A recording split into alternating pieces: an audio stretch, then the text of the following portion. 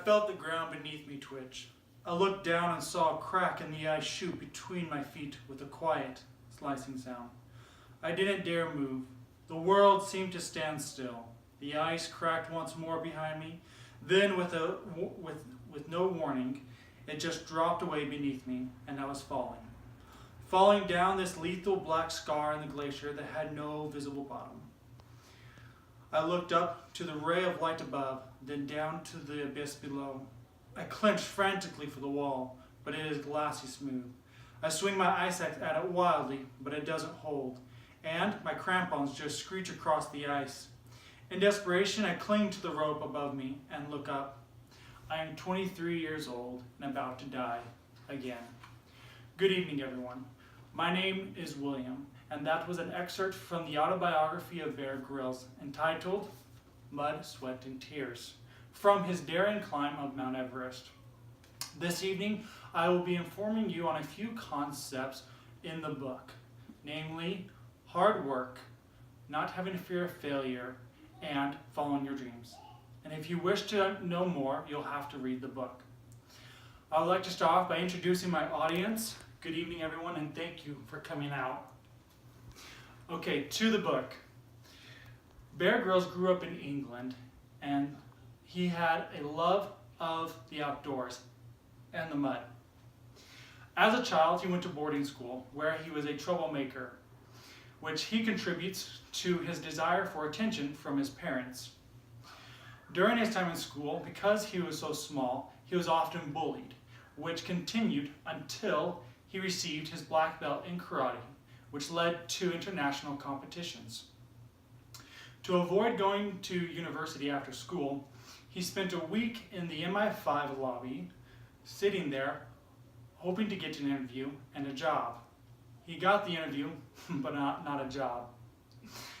In university, he plunged headfirst into the grueling SAS selection course, where he failed the first time after much hard work. And this is what he had to say about it. The rational answer that came back to me was that I should be honest with myself. I was fit and strong and determined, but I wasn't a total natural athlete. I had to work at it, and hard.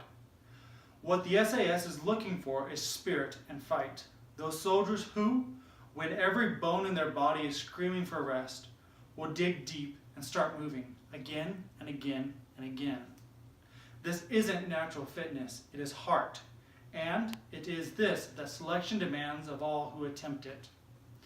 In the end, I concluded, nothing ventured, nothing gained. A vital ethos to life, if life is to have flavor, I have since learned. Bear was one of only two who were invited back to try again for selection, which he accepted and passed the selection. During his time in the SAS, he broke his back in South Africa during a skydiving accident, where he miraculously survived, and even more so, recovered. This near-death experience lit a fire of his dream to climb to the top of Mount Everest.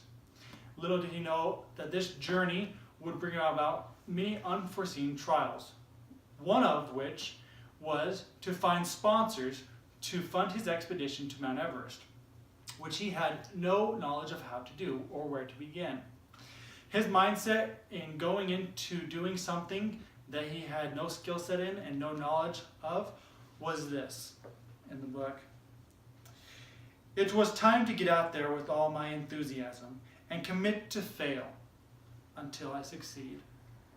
This, I believe, is the key to his success in life.